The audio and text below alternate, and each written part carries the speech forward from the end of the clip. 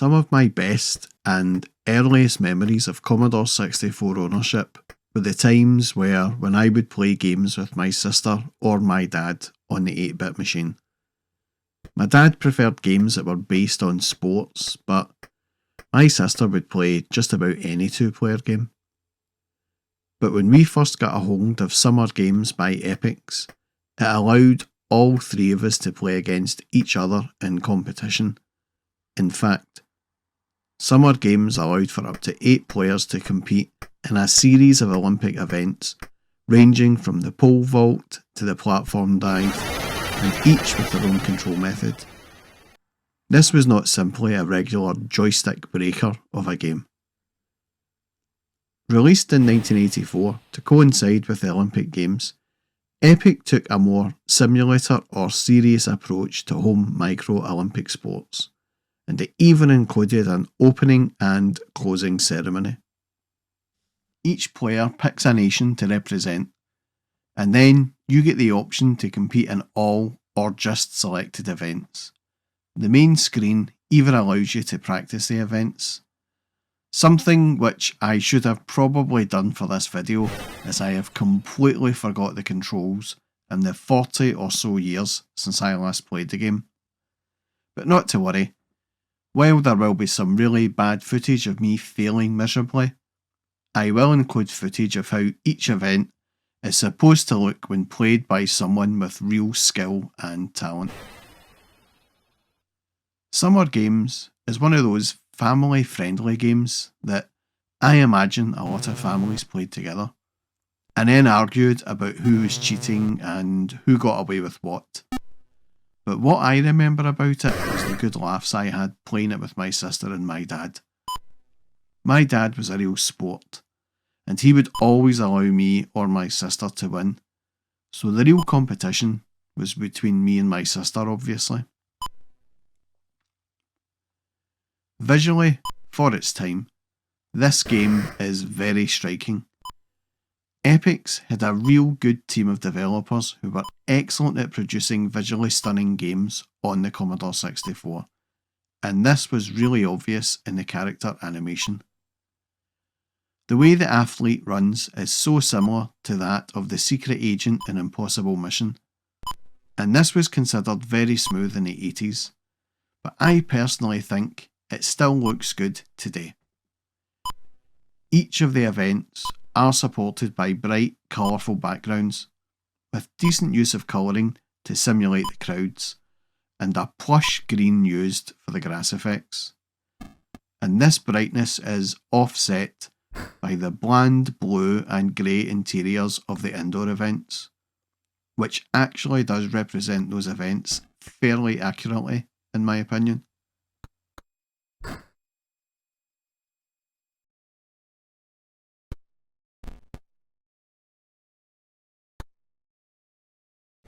There is not a lot of sound in the game really.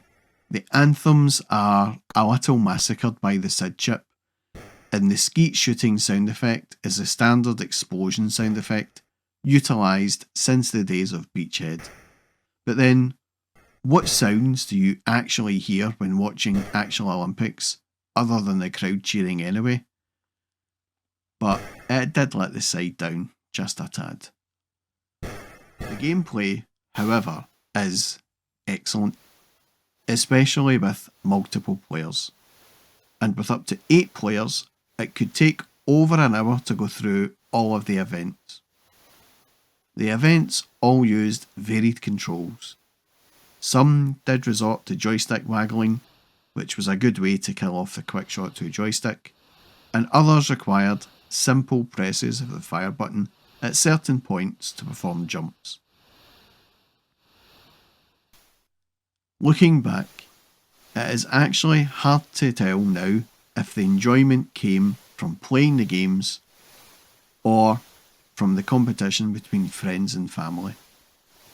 But regardless of how enjoyable the occasion was, the game was a massive seller for Epyx. Over the years, it would appear on multiple platforms and go on to sell over 250,000 copies. a feat that was considered impressive for this era when computer piracy was rife and just a way of life for a lot of gamers, myself included. This success led to other games being released in the series, and Epyx wasted no time in producing a sequel to Summer Games.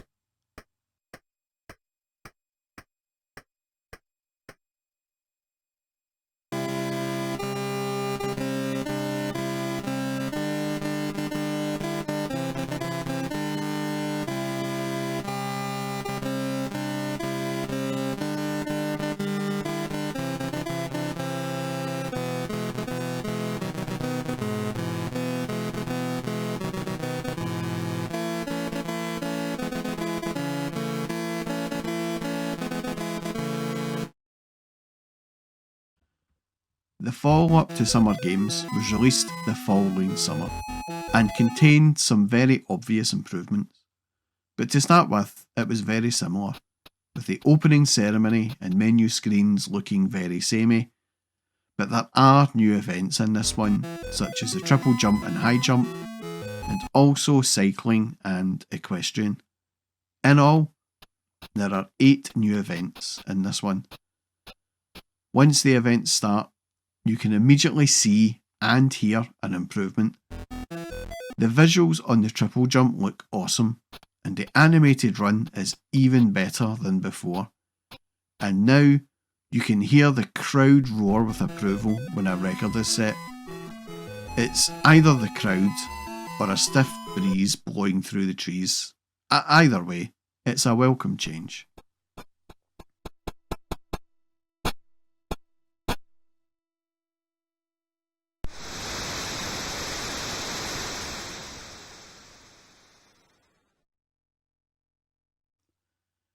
Some of the new events require more rhythmic waggling, as opposed to the waggling frenzy of the previous game. The rowing, for example, requires a careful cadence to produce the best speed, and the cycling involves a full 360-degree rotation of the stick. But the one thing that was not changed was the enjoyment factor. Again, with friends and family around, this game was a real joy to play. And apparently, if you had the floppy disk version of Summer Games and Summer Games 2, you could link the 2 games to allow for 16 events, if you had the time for such a thing. These kind of games were great in the day. Today, you can have 32 players competing against each other in a multi-level deathmatch on Call of Duty or something. But those games are played by individuals, across cities and even countries. Back in my day, playing these games was an event in itself.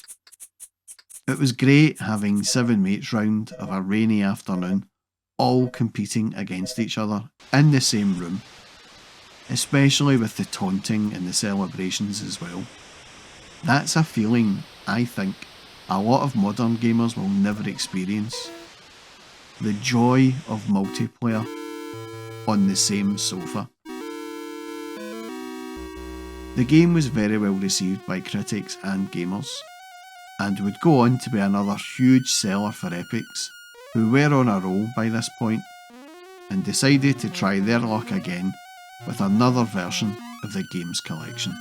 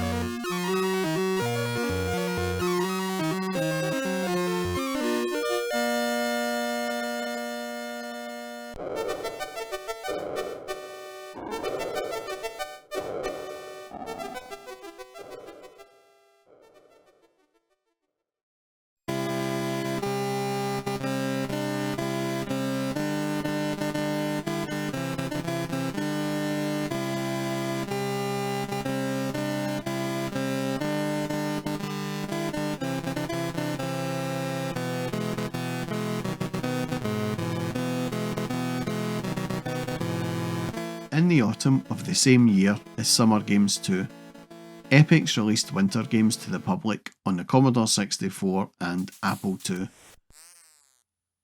This game featured 8 icy events, such as the exhilarating biathlon and ski jump, to the dull figure skating, but again, each event had an outstanding visual presence, which looked superb on the Commodore 64. To compare Winter Games to other Epyx Summer Games is totally wrong. The events are all different, and as it's all set in a winter scene, the backgrounds are all different as well. But the similarities are there in the controls and the fun factor.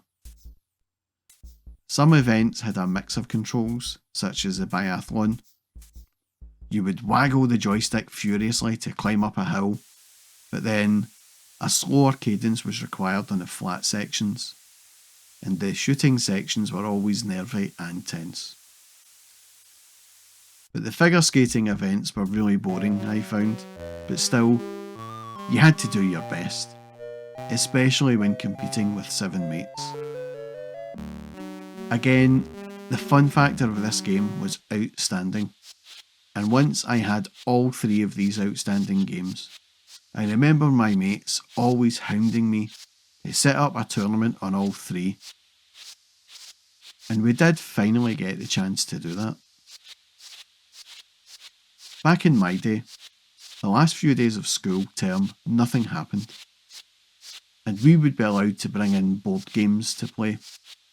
But I had asked the teacher if I could bring in my Commodore 64 to set up on the big TV. All of the schools in those days had 21-inch tellies that would sit on wheels that could be wheeled in and out of classrooms. She agreed, and so, on the last day of school, I set up my Commodore 64, and me and 7 classmates played Summer Games 2 and Winter Games, all back to back, and kept a tally of the scores. It was probably the most fun I ever had at school in my life, and actually was the last time I would be celebrating the beginning of the summer holidays with my mates, as the following year my parents moved house, and I never seen my classmates again. It's a weird thing that you never know when the last time with your mates will be the last time. The Epyx Games collection is a great source of fun for me as a kid growing up, and they really do form part of the nostalgic memories of my childhood years. All the laughs, all the agony of just losing out on gold by 1/10 of a second, and all the times I threw away the joystick in disgust. All of these memories still bring a smile to my face to this day, and for those reasons, I recommend anyone to try these games if you have the ability to do so.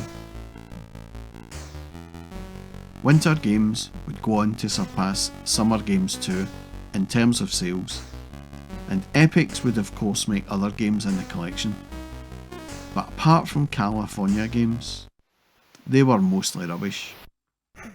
But I would like to thank Epyx for the childhood memories, and I would like to thank everyone who has watched and subscribed to my channel. It really does mean a lot. And that's all from me, folks. Thanks for watching.